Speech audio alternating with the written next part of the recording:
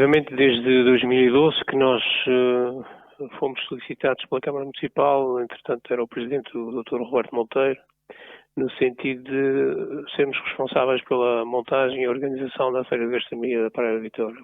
Nós chamamos da Feira de Gastronomia do Atlântico. E desde então até hoje temos sido sempre nós a fazer, a ter essa incumbência.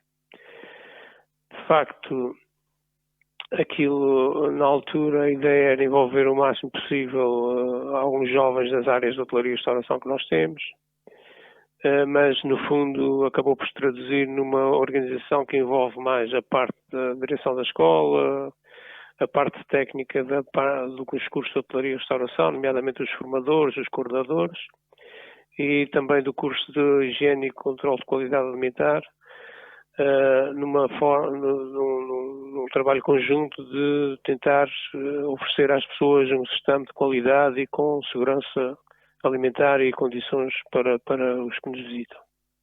Como é que em cada ano se processa a preparação da feira do ano a seguir? Porque este é um trabalho que não se faz de um dia para o outro. Quando acaba uma festa, há que começar a preparar a do ano a seguir.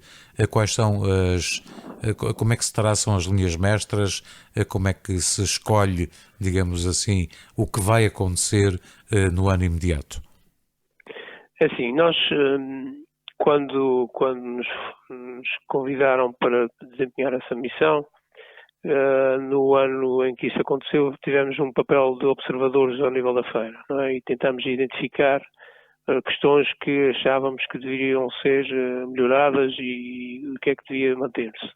Até porque a feira já tinha um historial grande de sucesso e o nosso objetivo foi não mexer naquilo que estava bem, não mexer nomeadamente na estrutura, no conceito, e apenas introduzir algumas melhorias, se possível.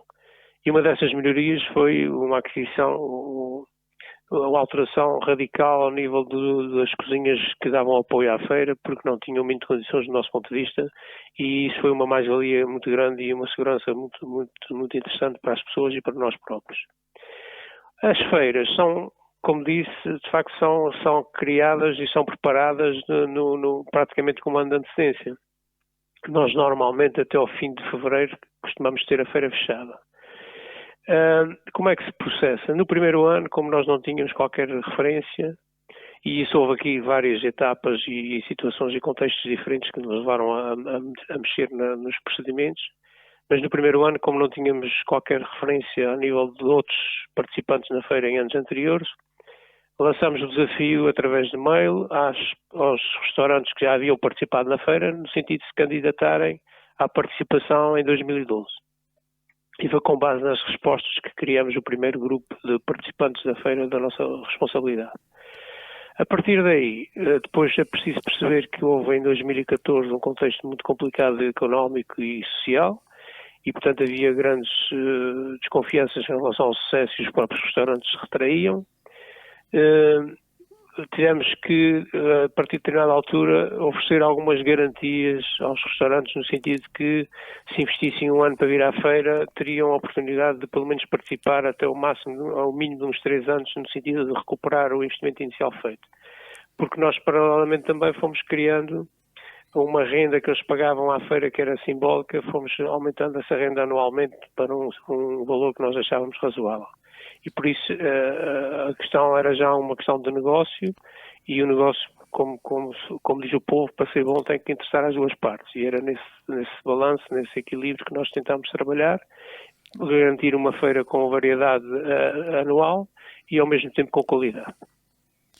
Que tipo de restaurantes se apresentam como candidatos anualmente à participação da feira? Isso é feito por convite vosso ou há, digamos assim, uma abertura para depois haver candidaturas à ocupação dos espaços, sendo depois avaliados? Como é que se processa essa parte de natureza mais prática? O contexto mudou radicalmente.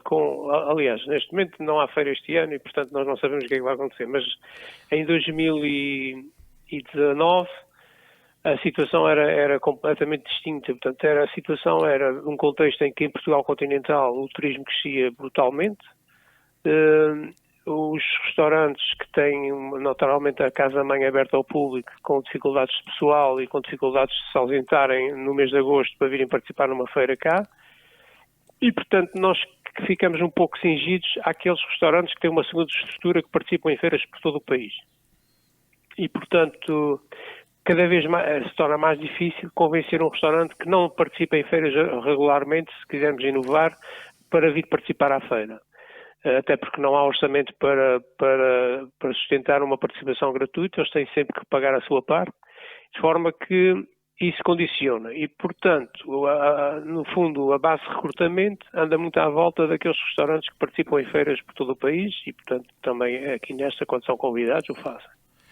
No caso específico da Feira de Gastronomia, já houve uma altura em que participaram restaurantes de fora de Portugal, ou seja, que vieram do estrangeiro.